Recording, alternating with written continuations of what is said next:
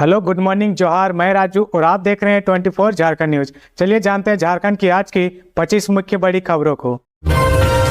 झारखंड में भीषण गर्मी का कहर।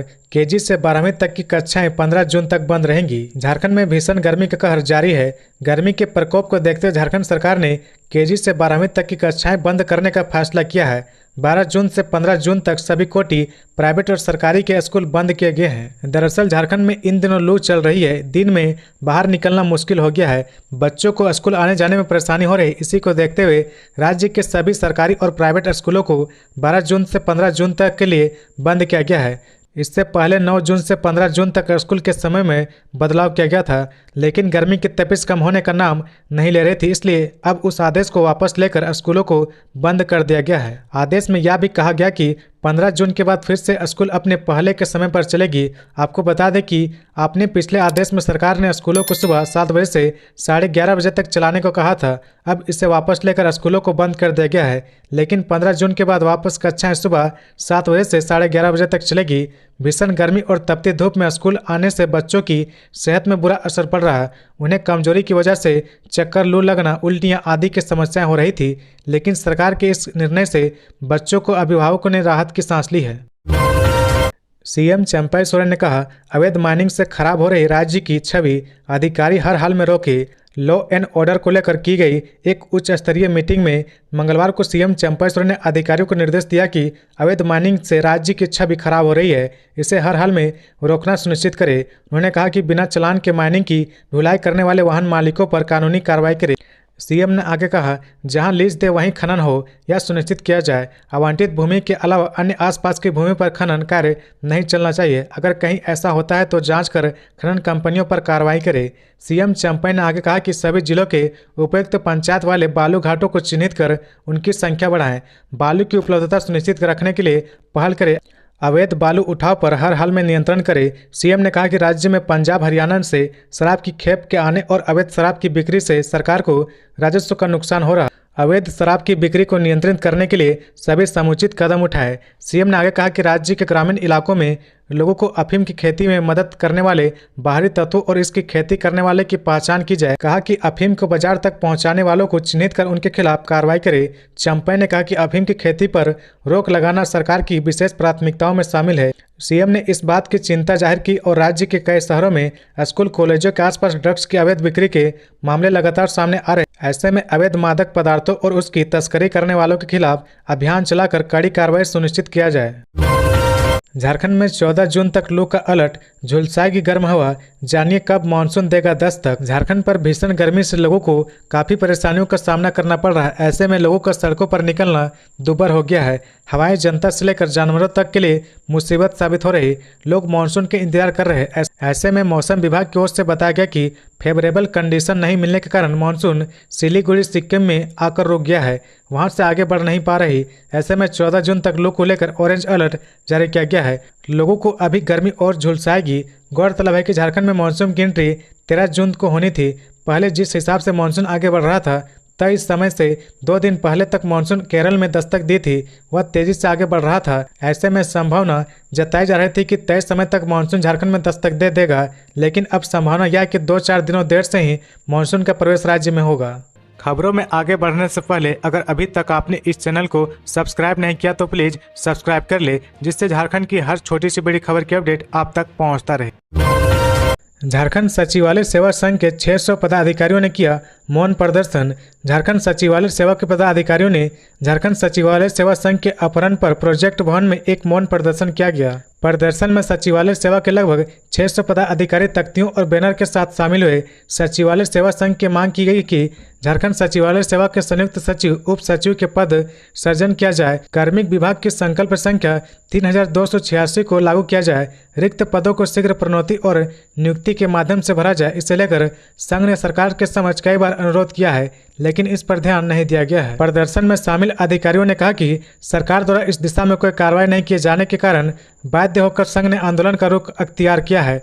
मौके पर झारखंड सचिवालय सेवा संघ के अध्यक्ष ध्रुव प्रसाद और महासचिव सिद्धार्थ बेसरा ने जानकारी दी कि यदि सरकार मांगों को पूरा नहीं करती है तो संघ पूर्व निर्धारित कार्यक्रम के अनुरूप उग्र आंदोलन जारी रखेगा। महासचिव बेसार ने जानकारी दी कि मंगलवार के मौन प्रदर्शन के बाद भी अगर हमारी मांगों को सरकार पूरा नहीं करती है तो जुलाई के पहले सप्ताह में प्रोजेक्ट भवन में रोषपूर्ण प्रदर्शन किया जाएगा। वहीं ध्रुव प्रसाद ने बताया कि हम सरकार से लंबित मांगों पर विचार करने के लिए लगातार अनुरोध करते रहे, लेकिन सरकार की निष्क्रियता जारी रही तो संघ अब और उग्र आंदोलन का रास्ता अपना सकता है। साहिबगंज में शादी की खुशियां मातम में बदली, बारात वापस लौटने के दौरान पलटा ऑटो, एक की मौत। साहिबगंज जिला के रंगा थाना क्षेत्र अंतर्गत डिबरी कोल के पास मंगलवार की सुबह शादी समारोह के बाद बारात वापस लौट रही थी। इसी दौरान टेम्पू पलट गया जिसमें करीब 20 लोग बाराती घायल हो गए। एक बच्ची की मौके पर ही मौत हो गई।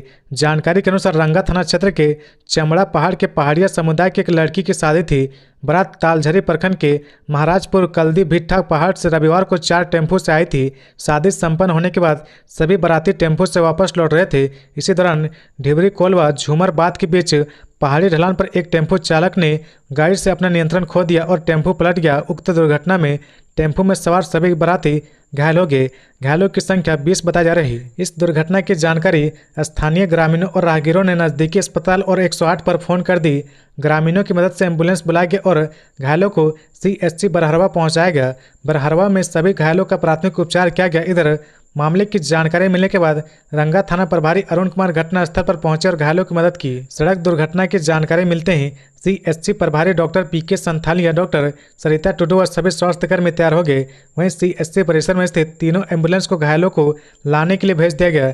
जैसे ही घायल अस्पताल पहुंचे सभी स्वास्थ्यकर्मी इलाज करने लगे। जानकारी के अनुसार करीब 1 दर्जन लोगों के सर पर गंभीर चोटें आई है। वहीं कई लोगों के हाथ पैर में चोट लगी है। सभी का प्राथमिक उपचार किया गया। बेहतर इलाज के लिए गंभीर मरीजों को बाहर रेफर किया जा रहा। अमित शाह पर टिप्पणी मामले में MP MLA कोर्ट में हुई सुनवाई। सर्विस रिपोर्ट जमा नहीं करने पर मिली अगली तारीख, राहुल से मांगा जाएगा जवाब। गृह मंत्री अमित शाह पर टिप्पणी मामले में MP MLA कोर्ट में सुनवाई हुई। कोर्ट की ओर से जारी किए गए समन पर सर्विस रिपोर्ट जमा नहीं किए जाने की वजह से अदालत ने एक और तारीख देने की बात कही। अब इस मामले की सुनवाई 6 जुलाई को तय की गई है। 6 जुलाई को राहुल गांधी का जवाब नहीं आता तो फिर नोटिस जारी किया जाएगा। कांग्रेस नेता राहुल गांधी को मंगलवार को रांची के MP MLA कोर्ट में हाजिर होना था। 21 मई को MP MLA के विशेष न्यायाधीश सार्थक शर्मा की अदालत में सुनवाई हुई थी। सुनवाई के दौरान विशेष न्यायाधीश ने उन्हें समन जारी किया और 11 जून को अदालत में हाजिर होने का निर्देश दिया था। राहुल गांधी की ओर से कोर्ट से जारी समन को झारखंड हाईकोर्ट में चुनौती दी गई थी, जिसे हाईकोर्ट ने खारिज कर दिया था। इसके बाद MP MLA कोर्ट ने राहुल गांधी को फिर से समन जारी किया था। बता दें कि अमित शाह पर किए आपत्तिजनक टिप्पणी को लेकर बीजेपी नेता नवीन झा ने शिकायत दर्ज की थी। दिल्ली में साल 2018 में अधिवेशन हुआ था। इस अधिवेशन को संबोधित करते हुए राहुल गांधी ने कहा था कि भाजपा में हत्या का आरोपी भी अध्यक्ष बन सकता है, लेकिन कांग्रेस में ऐसा नहीं हो सकता। इसको लेकर चाईबासा कोर्ट में भी शिकायत दर्ज कराई गई थी। झारखंड हाईकोर्ट ने पूर्व में राहुल गांधी पर 1000 रुपये का जुर्माना भी लगा चुका है। यह जुर्माना अदालत में जवाब दाखिल करने में देरी के कारण लगाया गया है। दरअसल कांग्रेस के पूर्व अध्यक्ष के खिलाफ केंद्रीय गृह मंत्री अमित शाह पर आपत्तिजनक टिप्पणी करने का मामला चाईबासा सिविल कोर्ट में चल रहा है, जिसे निरस्त करने के लिए उन्होंने हाईकोर्ट में याचिका दायर की थी। इसी को लेकर अदालत ने जवाब मांगा था, जिसे नहीं देने पर कोर्ट ने जुर्माना लगाया। झारखंड में राहुल गांधी के खिलाफ 3 मुकदमे चल रहे। पहला मुकदमा नवीन झा ने रांची की निचली अदालत में अमित शाह पर की गई आपत्तिजनक टिप्पणी के खिलाफ चल रहा। दूसरा मामला भी अमित शाह को लेकर है। बीजेपी नेता प्रताप कुमार ने चाईबासा कोर्ट में याचिका दायर की थी। तीसरा मामला मोदी सरनेम को लेकर की गई टिप्पणी से जुड़ा हुआ है। सभी मामले की सुनवाई रांची में हो रही।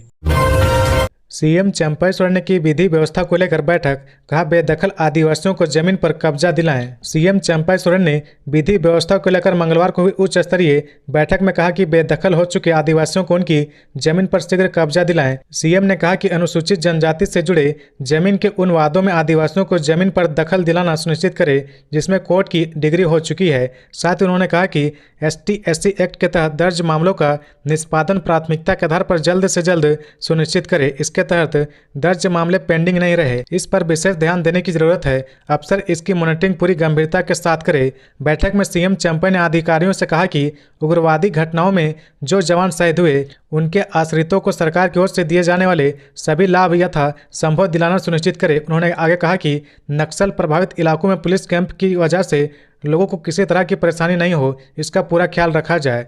बैठक में सीएम चंपई ने चिंता जाहिर करते हुए कहा कि राज्य में पंजाब हरियाणा से शराब की खेप के आने और अवैध शराब की बिक्री से सरकार को राजस्व का नुकसान हो रहा है। अवैध शराब की बिक्री को नियंत्रण करने के लिए सभी समुचित कदम उठाएं। इस कार्य में किसी तरह की कोताही नहीं बरती जाएगी। जेपीएससी ने जेट के तहत नियुक्त असिस्टेंट प्रोफेसर नियुक्ति मामले में सीबीआई से मांगी जानकारी। जेपीएससी ने झारखंड पात्रता परीक्षा जेट 2006 के तहत 2008 में नियुक्त 750 असिस्टेंट प्रोफेसर के मामले में सीबीआई ने अब तक हुई जांच में संबंध में विस्तृत जानकारी मांगी है। जेपीएससी ने उन शिक्षकों की भी सूची मांगी है जिनकी जेट 2006 में कदाचार में संलिप्तता के प्रमाण मिले हैं। आयोग के सचिव ने इस संबंध में सीबीआई के पुलिस अधीक्षक को पत्र भेजा है। पत्र में कहा गया कि वर्ष 2006 में झारखंड पात्रता परीक्षा के माध्यम से असिस्टेंट प्रोफेसर की हुई नियुक्ति में कदाचार के आरोप में सीबीआई द्वारा जांच की रही। आयोग में जेट 2006 के अंतर्गत नियुक्त शिक्षकों की प्रोन्नति के प्रस्ताव आ रहे हैं तथा कई मामले विश्वविद्यालय स्तर पर भी लंबित है। ऐसे में इन पर आगे की कार्रवाई करने के लिए इन शिक्षकों के विरुद्ध आरोप की स्थिति की जानकारी प्राप्त करना जरूरी हो गया है। सचिव ने सीबीआई एसपी से आग्रह किया कि इस मामले में सीबीआई द्वारा की जा रही जांच तथा झारखंड हाईकोर्ट में चल रही कार्रवाई के आलोक में प्रोन्नति के प्रस्ताव पर अग्रतर कार्रवाई के लिए जेपीएससी को मंतव्य उपलब्ध कराया जाए। इसके अतिरिक्त आयोग द्वारा अनुशंसित ऐसे असिस्टेंट प्रोफेसर की सूची भी दी जाए जिनके विरुद्ध सीबीआई को कदाचार में संलिप्तता के प्रमाण मिले हैं। जेपीएससी से 2018 में अनुशंसित एक शिक्षक वर्तमान में जेपीएससी के सदस्य भी हैं। इसके अलावा कई शिक्षक उच्च व तकनीकी शिक्षा विभाग में उप निदेशक के पद पर भी कार्यरत है, जबकि कई शिक्षक विश्वविद्यालय व कॉलेजों में महत्वपूर्ण पद भी संभाल रहे हैं। जेल में बंद आलमगीर आलम ने मंत्री पद से दिया इस्तीफा। चंपई सरकार में सियासी हलचल तेज। मंत्री आलमगीर आलम ने मंत्री पद से इस्तीफा दे दिया है। उन्होंने कांग्रेस विधायक के नेता के पद से भी त्याग पत्र दे दिया है। इसको लेकर एक पत्र उन्होंने पार्टी के राष्ट्रीय अध्यक्ष को प्रेषित किया है। बता दें कि 7 जून यानी 3 दिन पहले मुख्यमंत्री चंपई सोरेन ने मंत्री आलमगीर आलम से तमाम विभाग वापस ले लिया था और अपने पास से उनके सभी विभाग रखा। चंपई सोरेन की सरकार में आलमगीर आलम ग्रामीण विकास, संसदीय कार्य, ग्रामीण कार्य और पंचायती राज्य मंत्री की जिम्मेदारी निभा रहे थे। आलमगीर आलम ने कांग्रेस विधायक दल के नेता पद से भी इस्तीफा दे दिया है। इस बाबत उन्होंने राष्ट्रीय अध्यक्ष मल्लिकार्जुन खड़गे को अपना सीएलपी लीडर पद से इस्तीफा का पत्र भेजा है।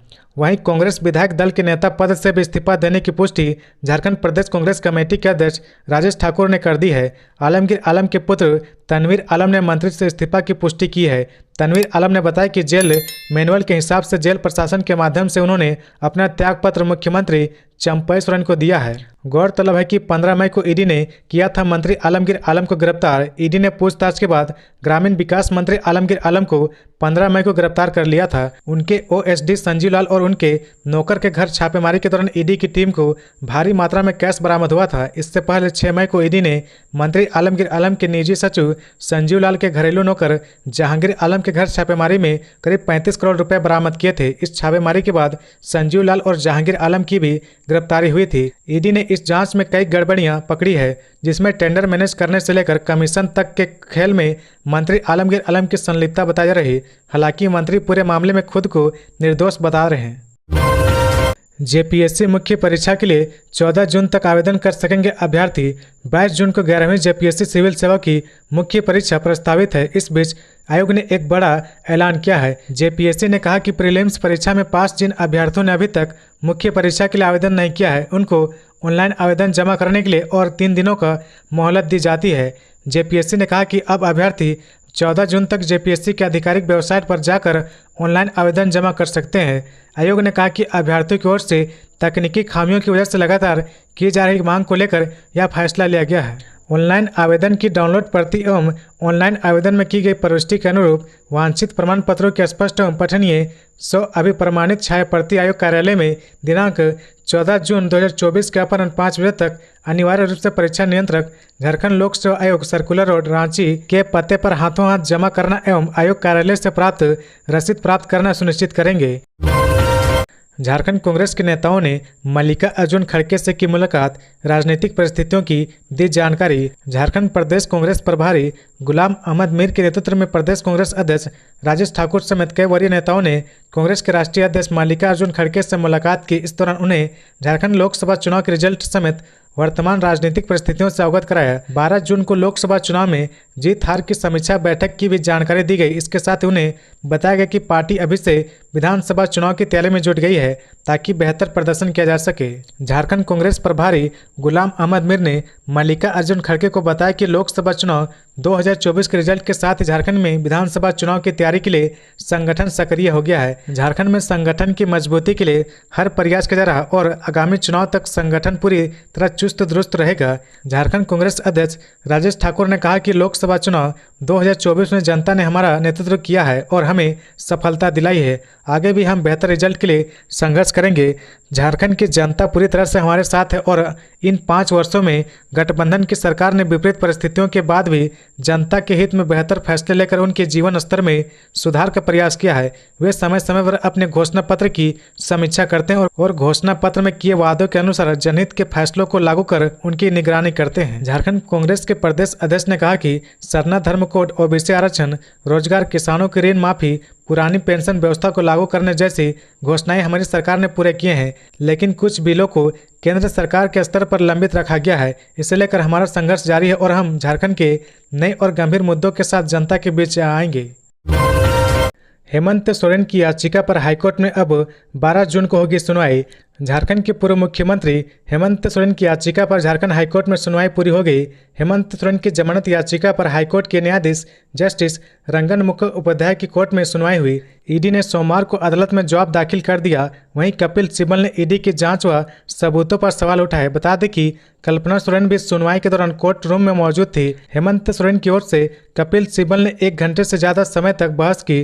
कपिल सिब्बल की बहस सुनने के बाद कोर्ट ने ईडी का पक्ष सुनने के लिए अगली सुनवाई बुधवार की तिथि निर्धारित की है। सुनवाई के दौरान हेमंत सोरेन की ओर से अधिवक्ता कपिल सिब्बल ने दलील पेश करते हुए कहा कि यह मामला 8.86 एकड़ जमीन घोटाले से जुड़ा हुआ है। आरोपों के मुताबिक राजस्व कर्मचारी ने सरकारी दस्तावेज में छेड़छाड़ की है। 2 बार ईडी ने छापेमारी की, लेकिन एजेंसी कोई ऐसा दस्तावेज प्रस्तुत नहीं कर पाई जिससे यह साबित हो सके कि हेमंत सोरेन का इस भूमि से नाता है। ईडी ने जो धाराएं लगाई है वह पीएमएलए के अंतर्गत सही नहीं है। सिर्फ हेमंत सोरेन को जेल भेजने के लिए एक कहानी गढ़ी गई है। इसके साथ ही उन्होंने ईडी द्वारा अब तक पेश किए गए सबूतों पर भी सवाल खड़े किए हैं। कपिल सिब्बल ने 1 घंटे से ज़्यादा समय तक बहस की, जिसके बाद कोर्ट ने ईडी की बहस सुनने के लिए बुधवार की तिथि निर्धारित की है। बता दें कि हेमंत सोरेन को ईडी ने जमीन घोटाले मामले में 31 जनवरी 2024 को गिरफ्तार किया था।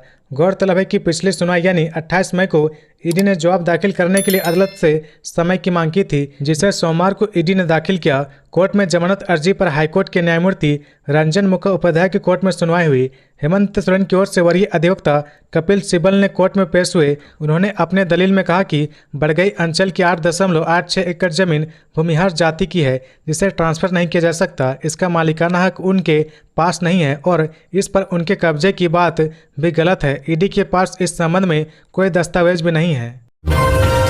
मुख्यमंत्री चंपई सोरेन ने कहा, अपराध रोके अधिकारी, सरकार करेगी सहयोग, क्राइम से विकास हो रहा प्रभावित। मुख्यमंत्री चंपई सोरेन ने मंगलवार को प्रोजेक्ट भवन में राज्य की विधि व्यवस्था की स्थिति की समीक्षा की। मुख्यमंत्री ने राज्य में विधि व्यवस्था के सुचारू संचालन और अपराध उग्रवाद पर नियंत्रण के लिए सभी जिलों के उपायुक्त और पुलिस अधीक्षकों को निर्देश दिए।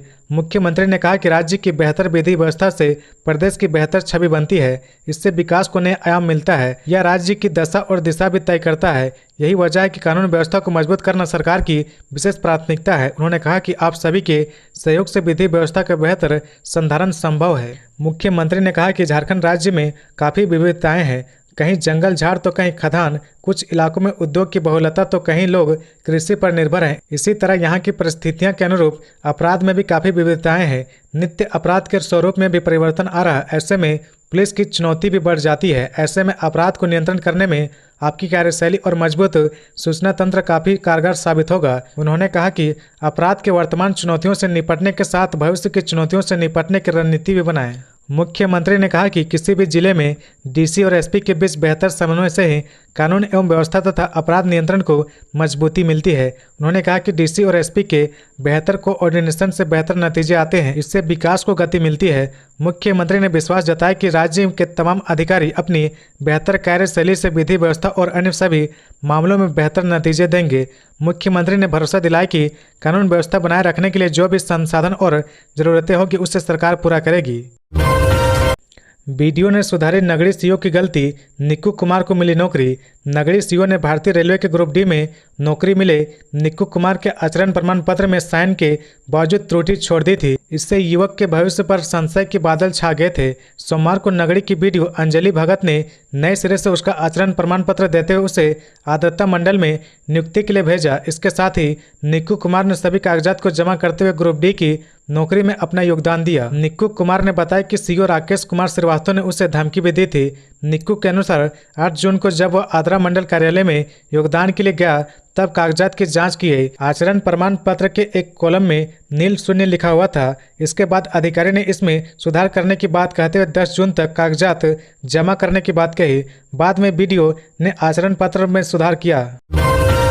गम्हरिया के तत्कालीन सीओ गिरेंद्र टूटी सस्पेंड, अधिसूचना जारी। झारखंड प्रशासनिक सेवा के पदाधिकारी गिरेंद्र टूटी के खिलाफ राज्य सरकार ने एक्शन लिया है और उन्हें निलंबित कर दिया है। कार्यों में लापरवाही बरतने के आरोप में कार्रवाई करते हुए उसे सस्पेंड कर दिया गया है। इस बाबत कार्मिक प्रशासनिक सुधार तथा राज्य भाषा विभाग की ओर से अधिसूचना जारी कर दी गई है। गिरेंद्र टूटी सरायकेला खरसावां जिले के गम्हरिया में सीओ अंचल अधिकारी के रूप में नियुक्त थे। उसी दौरान कार्यों में लापरवाही बरतने के मामले में उनके खिलाफ राज्य सरकार ने कार्रवाई करते हुए उन्हें निलंबित कर दिया है। अभी वे कोडरमा में अंचल अधिकारी के रूप में कार्य कर रहे थे। निलंबन अवधि में गिरेंद्र टूटी का मुख्यालय दक्षिणी छोटानागपुर परमंडल के परमंडलीय आयुक्त का कार्यालय निर्धारित किया गया है। इस दौरान झारखंड सरकारी सेवक नियमावली 2016 के नियम 10 के तहत जीवन निर्वाह भत्ता देय होगा। झारखंड के राजस्व निबंधन एवं भूमि सुधार विभाग के सचिव की अध्यक्षता में 22 फरवरी 2024 को विभागीय स्थापना समिति की बैठक आयोजित की गई थी। इसी कार्रवाई की प्रति उपलब्ध कराते हुए कार्य में लापरवाही बरतने के आरोप में झारखंड के सरायकेला खरसावां जिले के गम्हरिया के तत्कालीन सीओ गिरेंद्र टूटी वर्तमान में सीओ कोडरमा को निलंबित करने की अनुशंसा की गई है। इस संबंध में कार्मिक प्रशासनिक सुधार तथा राज्य भाषा विभाग ने 10 जून को अधिसूचना जारी कर दी थी। लोकसभा चुनाव 2024 के रिजल्ट की समीक्षा 12 जून को करेगी झारखंड कांग्रेस। 7 सीटों में 2 पर मिली है जीत। झारखंड कांग्रेस लोकसभा चुनाव 2024 के रिजल्ट की समीक्षा करेगी। रांची के मोहराबादी स्थित संगम गार्डन में 12 जून को समीक्षा बैठक है। इसमें कांग्रेस प्रभारी गुलाम अहमद मीर समेत प्रदेश के मंत्री, विधायक समेत अन्य उपस्थित रहेंगे। इसमें पार्टी के पदाधिकारी जीत हार की समीक्षा करेंगे। लोकसभा चुनाव 2024 के रिजल्ट घोषित हो गए हैं। झारखंड में कांग्रेस ने 2 सीटें जीती है। लोहरदगा व खूंटी लोकसभा क्षेत्र में कांग्रेस ने जीत का परचम लहराया है। 7 सीटों में कांग्रेस ने 2 पर जीत दर्ज की है, जबकि 5 सीटों पर हार का सामना करना पड़ा है। अब झारखंड कांग्रेस रिजल्ट की समीक्षा करेगी। पिछले दिनों संपन्न हुए लोकसभा चुनाव 2024 में झारखंड में इंडिया गठबंधन को 5 सीटों पर जीत मिली है। झारखंड में 7 सीटों पर कांग्रेस और अन्य सीटों पर गठबंधन दलों के उम्मीदवार थे। इनमें से 2 सीटों पर कांग्रेस और 3 सीटों पर झामुमो को जीत मिली है। झारखंड प्रदेश कांग्रेस प्रवक्ता सोनाल शांति ने बताया कि लोकसभा चुनाव 2024 में झारखंड में इससे भी बेहतर परिणाम की आशा थी, लेकिन उम्मीद के अनुरूप रिजल्ट नहीं आया। झारखंड में इसी वर्ष के अंत तक विधानसभा चुनाव होने हैं। विधानसभा चुनाव को देखते हुए लोकसभा चुनाव 2024 में हुए हार जीत की पूरी समीक्षा जरूरी है। इसकी समीक्षा के लिए प्रदेश कांग्रेस अध्यक्ष राजेश ठाकुर के निर्देशानुसार 12 जून को मोहराबादी के संगम गार्डन में प्रदेश कांग्रेस कमेटी की विस्तारित बैठक सुबह 11:30 बजे से बुलाई गई है। समीक्षा बैठक में झारखंड प्रदेश कांग्रेस प्रभारी गुलाम अहमद मीर मुख्य रूप से उपस्थित रहेंगे।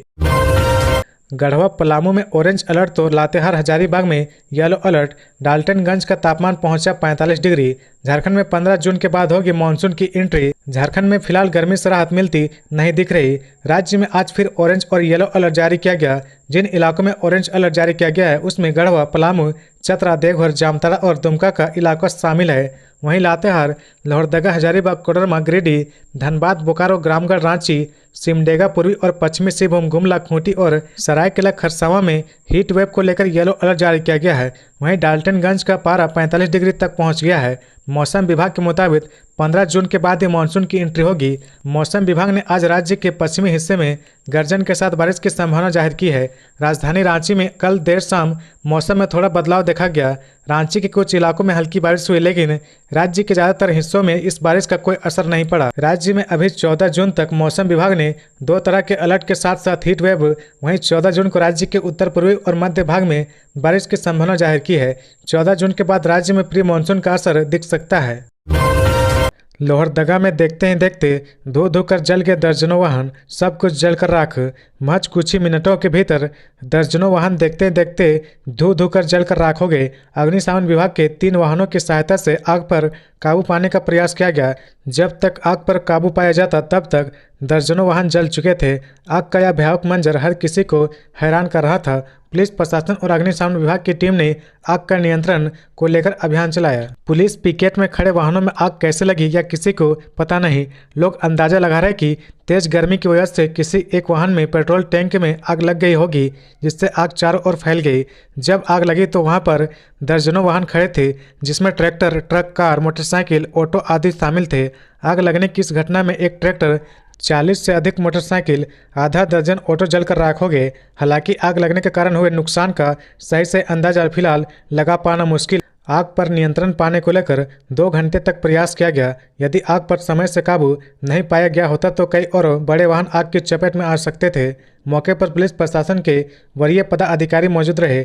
लोहरदगा रांची मुख्य पथ में लोहरदगा जिले के सदर थाना क्षेत्र के शंख नदी मोड़ स्थित पुलिस पिकेट में पुलिस द्वारा जब्त कर रखे गए वाहनों में मंगलवार को भयावह आग लग गई। मौके पर अग्निशमन विभाग के 3 वाहनों को बुलाया गया था आग पर काबू पाने का।